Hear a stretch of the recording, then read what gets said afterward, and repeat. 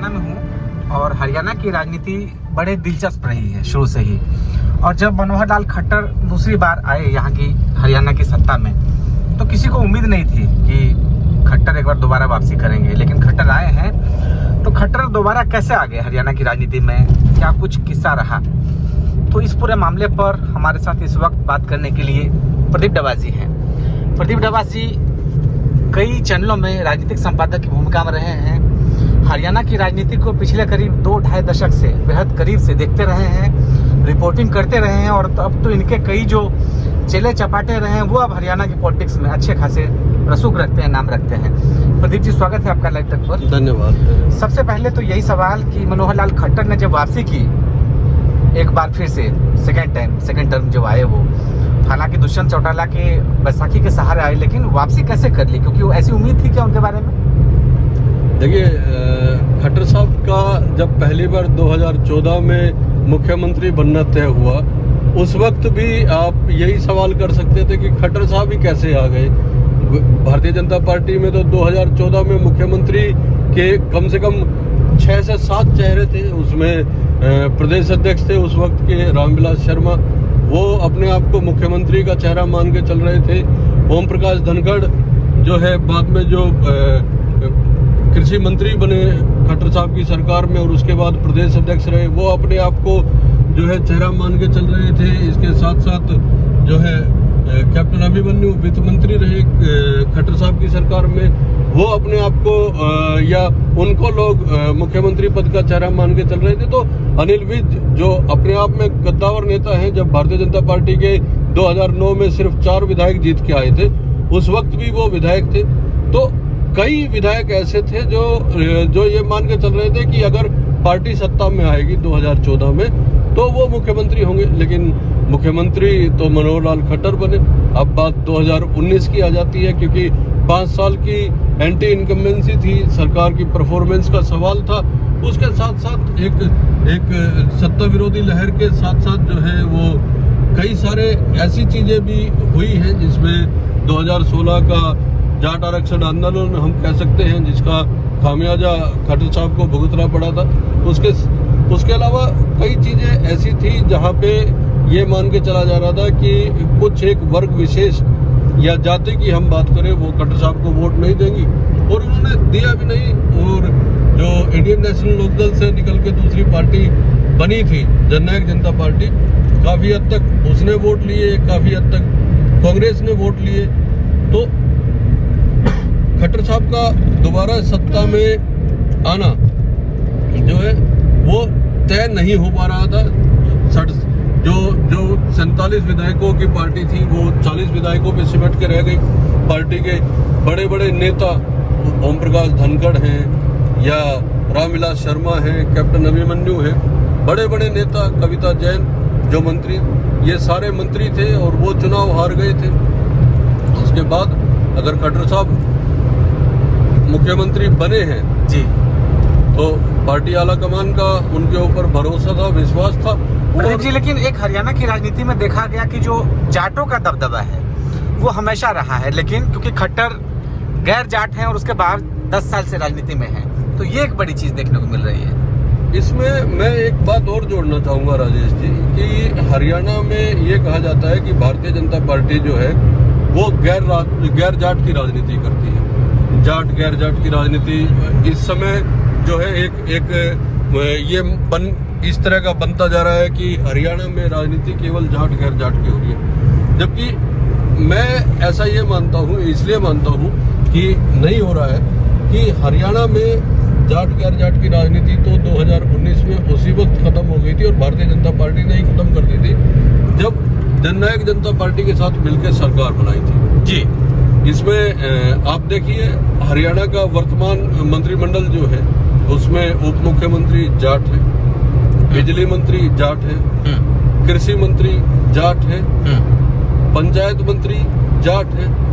तो जाटों से परहेज अब सरकार को नहीं है। या फिर हम ये कहें कि भले ही प्रदेश अध्यक्ष बदल के जाट गैर जाट का एक इंडिकेशन या संदेश जनता में देने की कोशिश की गई है, लेकिन ऊपरी लेवल पे सरकार चलाने पे बीजेपी को जाटों से कोई परहेज नहीं है, लेकिन वोट लेने में जाट ये मानते हैं कि भारतीय जनता पार्टी जो है वो जाटों से परहेज करती है। इसमें दो अलग अलग चीजें हैं कि अगर सरकार बन जाती है तो कोई परहेज नहीं है, नहीं तो वोट तो फिर सभी जातियों के सभी को चाहिए।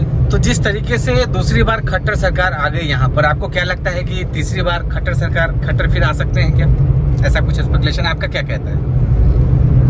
एक बात तो ये तय है राजेश जी कि मुख्यमंत्री के तौर पे इतना लंबा कार्यकाल हरियाणा में मुख्यमंत्री कई बार रहे हैं, और चाहे वो बंसीलाल हैं, भजन लाल हैं, ओम प्रकाश चौटाला हैं, भूपेंद्र सिंह हुड्डा भी 2 बार मुख्यमंत्री रहे, लेकिन लगातार इतना लंबा कार्यकाल अभी तक केवल मनोहर लाल खट्टर ने पूरा किया। लेकिन फुल फ्लेज तो नहीं रहे ना, उनको भी तो दुष्यंत चौटाला का सपोर्ट लेना पड़ा ना जेजेपी का। हाँ, दुष्यंत चौटाला का सपोर्ट लेना पड़ा, और ये सपोर्ट बना रहेगा लोकसभा चुनाव और विधानसभा चुनाव के दौरान, या किस तरह से पार्टियां अलग अलग लड़ेंगी दोनों, ये अभी भी सवाल है। लोग पूछते हैं, दोनों पार्टियों के नेताओं से पूछते हैं, और मजेदार बात यह है कि दोनों पार्टी के नेता ये कहते हैं कि हम अपनी अपनी अलग अलग तैयारी कर रहे हैं। भारतीय जनता पार्टी की ओर से तो कई बार साफ साफ संकेत दिए गए हैं कि गठबंधन केवल सरकार बनाने के लिए हुआ था, चुनाव लड़ने के लिए नहीं हुआ था।